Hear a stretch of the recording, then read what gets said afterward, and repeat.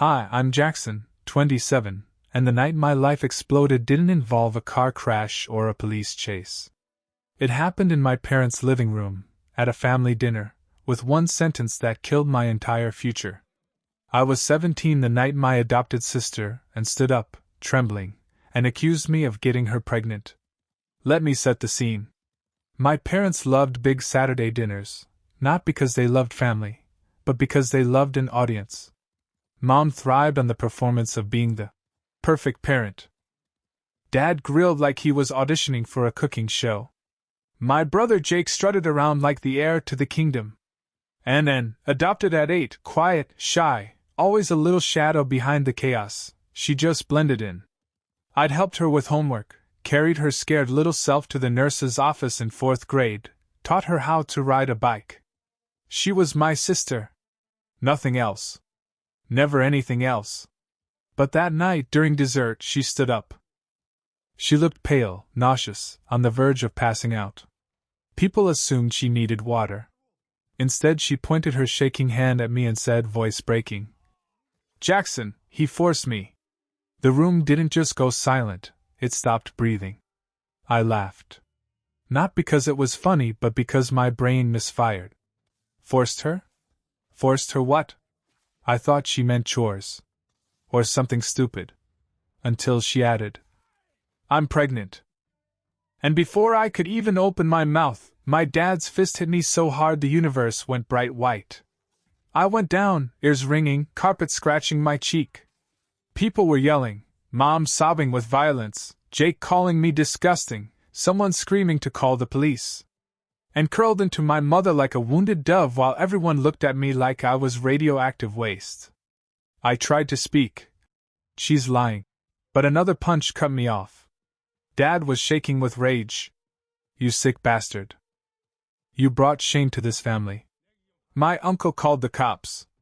My mother shielded and like I was a monster loose in the house. Jake spit near my shoe and told me to get out before he made me. Not one person asked for my side. Not one person questioned the impossible timeline. Not one person who had watched me grow up even paused. They believed her instantly. I didn't fight back. I couldn't.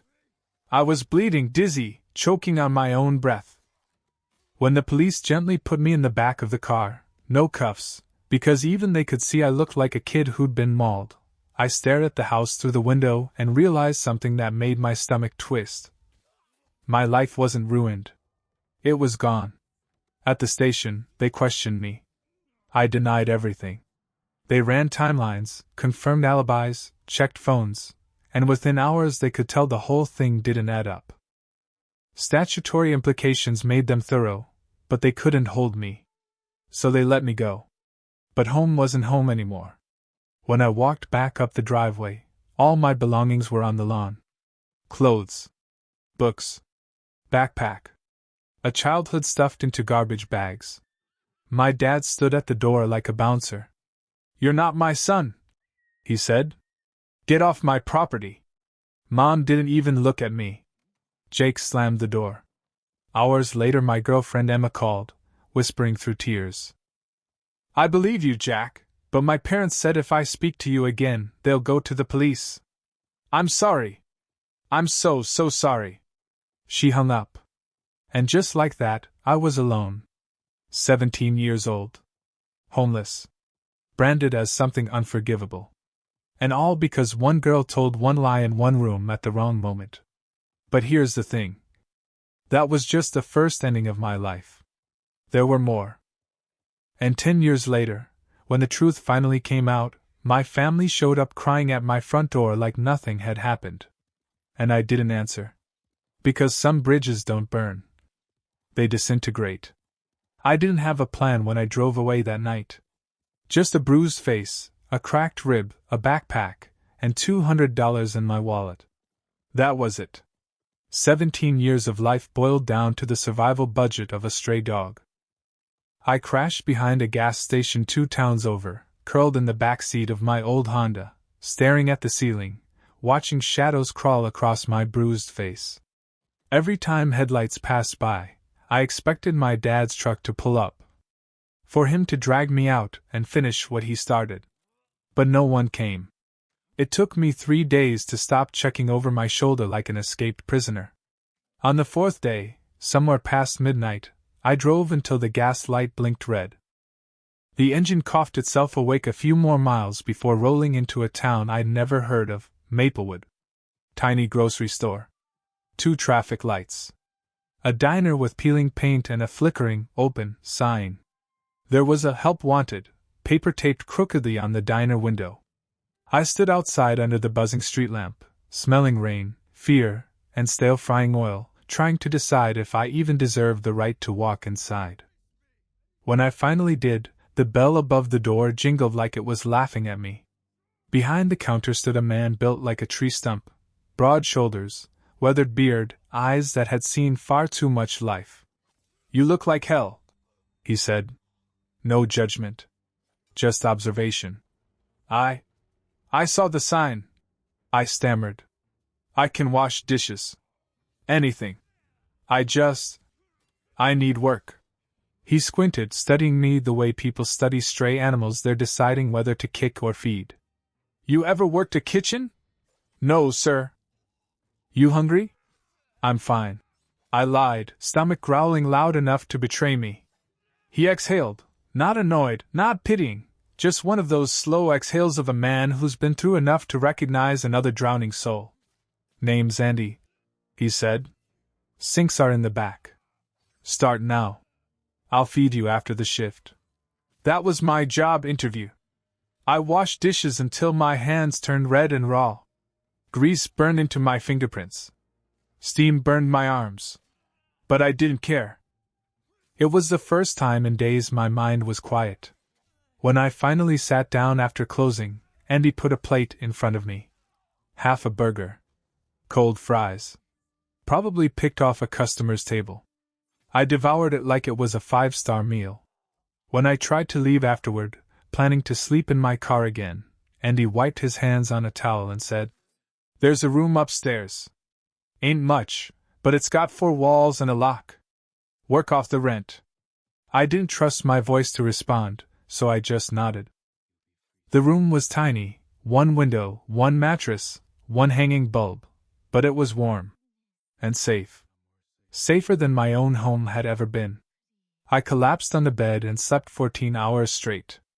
The next few weeks, Andy taught me everything: how to scrub pans without losing skin, how to fix the grease trap, how to keep the walk-in from freezing the lettuce into bricks.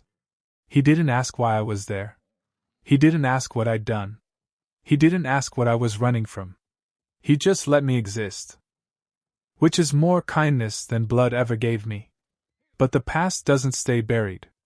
And trouble found me anyway, 2 weeks in. A trucker came into the diner, stared at me too long, and finally said, "Ain't you the kid from the paper?" My stomach dropped so hard I thought I'd puke. He recognized me. Recognized my face from the headline I never read but knew existed. I waited for Andy to fire me. To yell. To tell me to pack my things. Instead, he just folded his arms and said, "I don't care what they say you did. You work hard. That's enough here."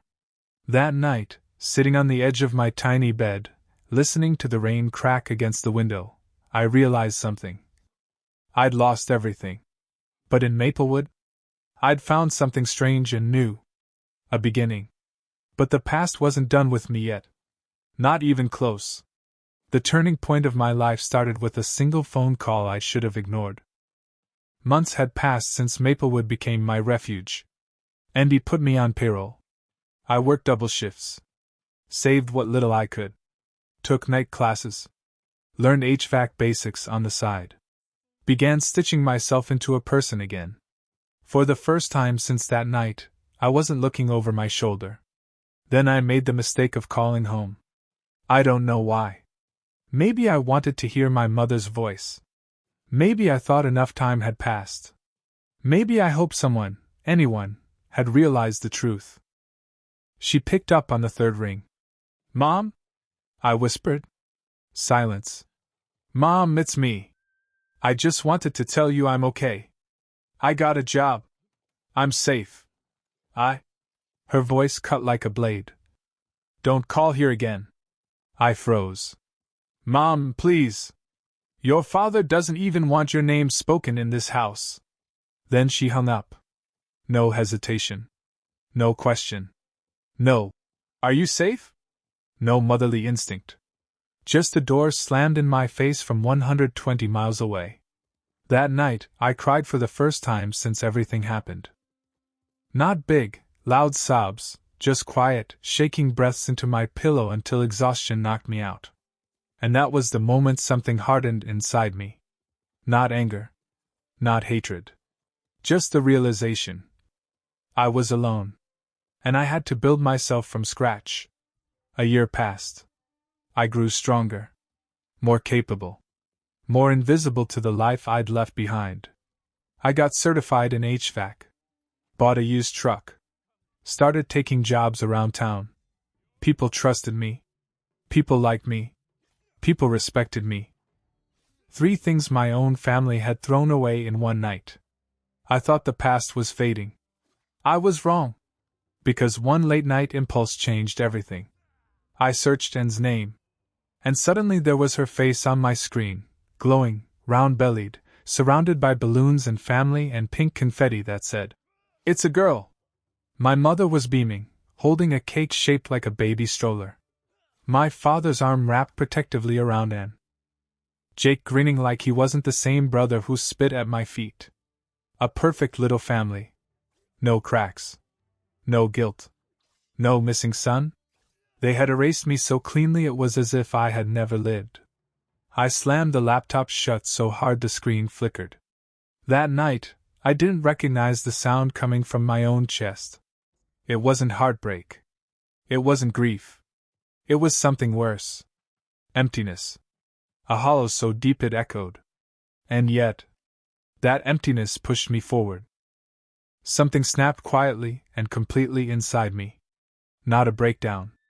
Not a rage. Just a decision. Jackson Smith was dead. The next morning, before the sun rose, I drove to the courthouse and filed a legal name change. Jackson Winter. My grandmother's maiden name, the one person who ever showed me unconditional love before she died. When the new ID arrived weeks later, the man in the photo didn't look like a scared 17-year-old kid anymore.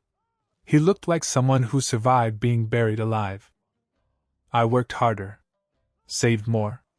Built more. By 25, I had my own small HVAC business. 2 vans. 3 employees. A client list long enough to keep me busy year-round. People depended on me now. People trusted me. Life was finally, quietly good. Then one summer afternoon, while fixing a rooftop unit, my phone buzzed. Unknown number. Hometown area code. I froze. Let it ring once. Twice. 3 times. Finally, I answered. "This is Winter." A silence. Then a voice I never expected to hear again. "Jackson." "Emma. My Emma." Her voice cracked through 10 years of silence like it had never left. "You need to know something," she whispered. I sat down on the edge of the roof, heart pounding. "Anne's been arrested." My breath caught. "For what?" "For lying." Everything inside me went still. "She accused another guy," Emma said. "Same story as you. Same tears. Same performance. But this time, he fought it. Got a lawyer. They investigated. And she confessed. To him. To you. To everything. The world tilted. And confessed. She told them the truth. 10 years too late, but there it was. Jackson," Emma whispered, "your name is cleared." I couldn't speak. Not for a long time. And then she added, voice trembling. "For what it's worth. I'm sorry I didn't fight for you." I closed my eyes. "It wasn't your job to fight," I said quietly. "That's what I regret most," she replied. We said goodbye. Just like that. A soft ending to a story that never should have started. But that was only the beginning. Because when the truth came out, someone else heard it too. My family. And they didn't call once. They called dozens of times. And where that led? That was the turning point of everything. The day the truth came out, my phone turned into a machine of incoming numbers I didn't recognize. Unknown. Private. Blocked. Hometown area code. Hometown area code. Hometown area code. I ignored every single one. It wasn't bravery. It was self-preservation. Late that night, curiosity cracked me open for just 1 second. I answered a number that looked vaguely familiar. Jackson? A trembling voice asked. I knew it instantly. My mother. I didn't say a word. She rushed in, frantic. And confessed. We didn't know. We didn't know, Jackson. We were wrong. Please, please come home. I hung up. Not out of anger. Because I had nothing left to say. Nothing left to give. Nothing left to lose. But they didn't quit. My brother emailed, pretending we were old friends who had simply drifted. We were young, man. We all messed up. Let's rebuild. Rebuild what? A house they burned with me inside. My dad left a voicemail that made Rachel, my girlfriend now, freeze in place when she heard it. Son, we just want to see you. We made mistakes. That's all. Mistakes. Mistakes. That word landed like an insult. A mistake is forgetting a birthday. A mistake is burning dinner. A mistake is misplacing your keys. What they did was a decision. They chose to believe a lie because it was easier than believing in me. For the first time in 10 years, I sat down and wrote letters. Not to send. Just to purge. I told them about sleeping in my car behind a gas station, hoping no one would break the windows. About washing dishes at Andy's diner until my hands bled. About learning HVAC from scratch because no one else would hire me. About standing on rooftops fixing air conditioners while they took family photos without me.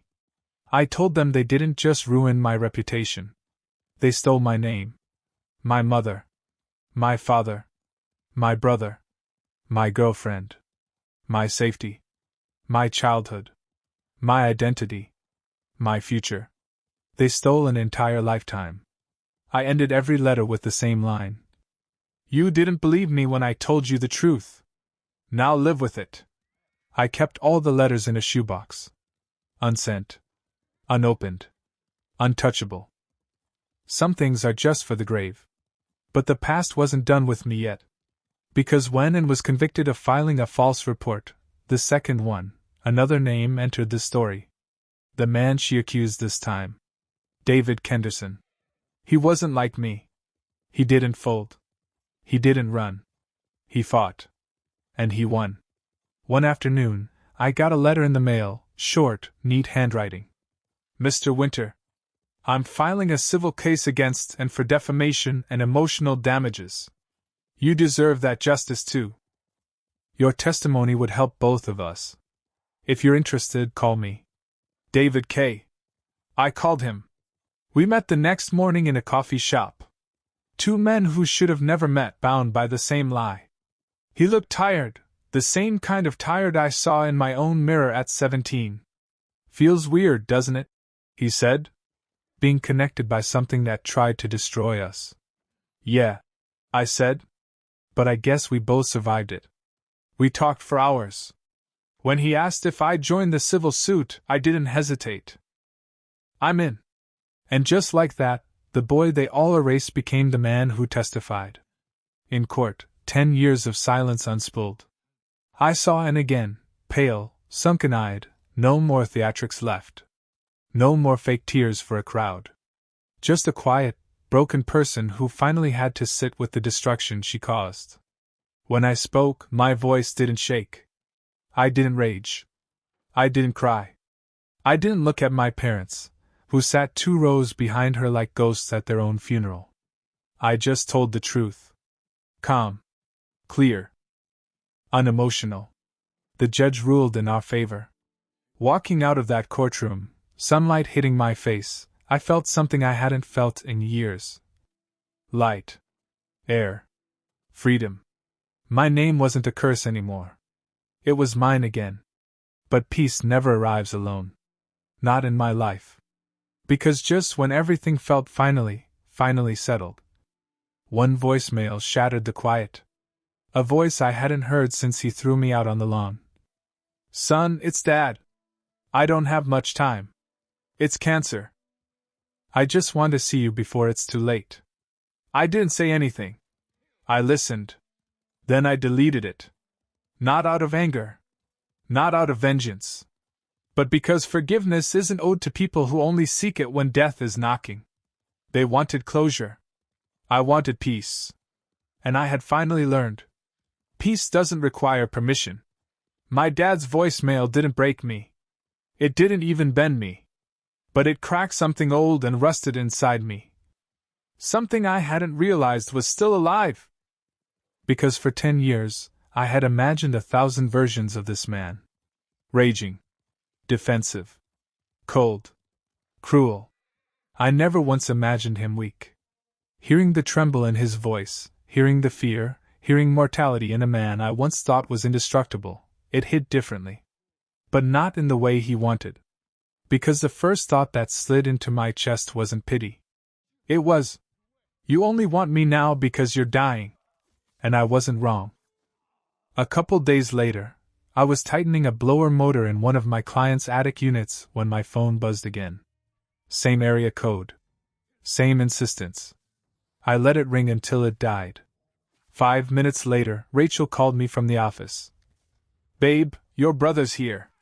I hit my head on the duct. "What?" "He's standing outside the building," she said. "He says he needs to talk to you." "No," I said instantly. "Don't let him in." I didn't. I locked the door. "But you need to come here." When I pulled into the lot, I saw him leaning against the wall like he owned the place. Jake. Bigger now. Older. Married man haircut. Clean clothes. Like his life had just kept moving seamlessly without the dead brother he helped bury. He pushed off the wall when he saw me. "Jackson. It's winter," I corrected. "Let's not pretend anything's the same." He flinched like the name itself slapped him. "We need to talk," he said. "No," I replied. "You need to talk. I'm fine." He stepped closer. I stepped back. "You're not gonna hear us out?" he asked, voice cracking. "Us?" I said. "You think you're speaking as a family? You forfeited that right 10 years ago." His jaw tightened. "Look," and confessed. Everything came out. Mom's a wreck. Dad's. "I know," I interrupted. Stage 4. He left a voicemail. Jake's face fell. "So you heard him. And you still." I deleted it. His mouth opened in shock. "You're really not coming? Not even once? He's dying." I shrugged. "That makes one of us." Jake stared like he didn't recognize me. Like I was supposed to crumble at the word. "Family. You can't hold a grudge forever," he said.